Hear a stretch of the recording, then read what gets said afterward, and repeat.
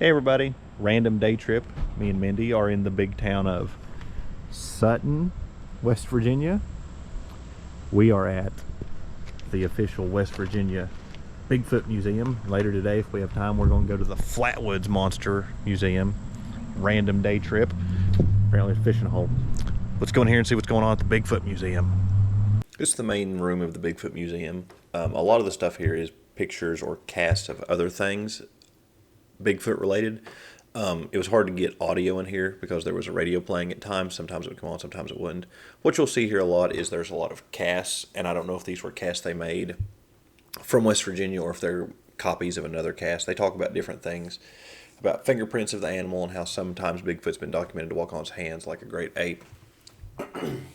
But a lot of the information here is stuff you can find other places. I expected it to be more about West Virginia itself, not just Bigfoot in general.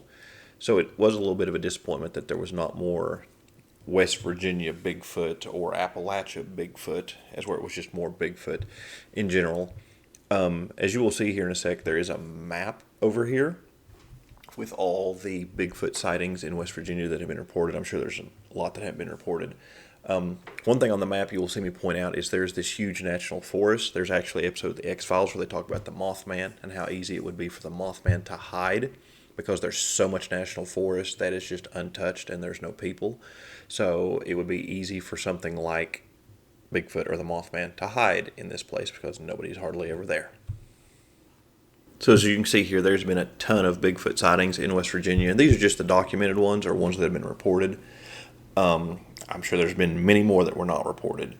And as you can see here on these shelves, these are replicas of what a Bigfoot skull or another great ape skull could potentially look like, and some more casts.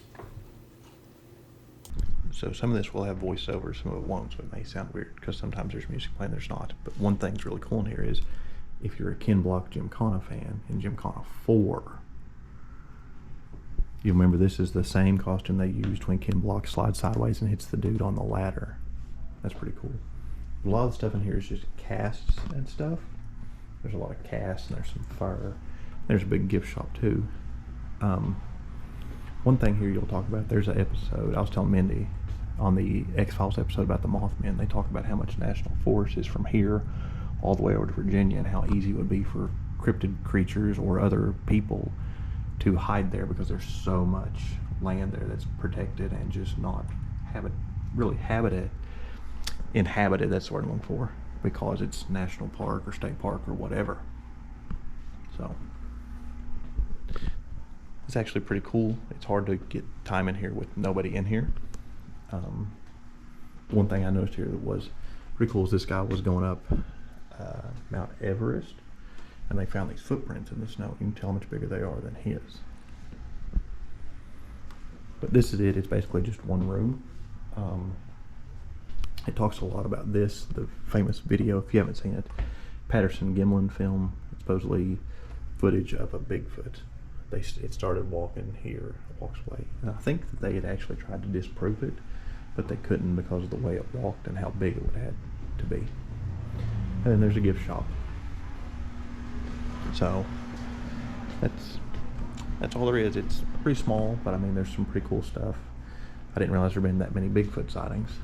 So this is the West Virginia Bigfoot Museum, everybody, in Sutton, West Virginia. If you want Bigfoot poop, this is the place to go.